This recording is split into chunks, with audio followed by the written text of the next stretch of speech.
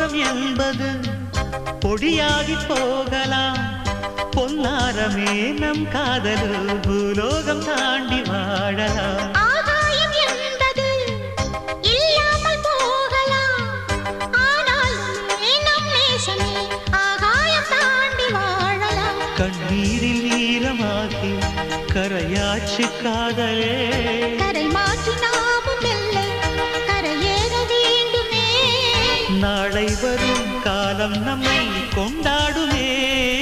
தாஜ்மஹால் தேவையில்லை அன்னமே அன்னமே காடுமலை நதிகள் எல்லாம்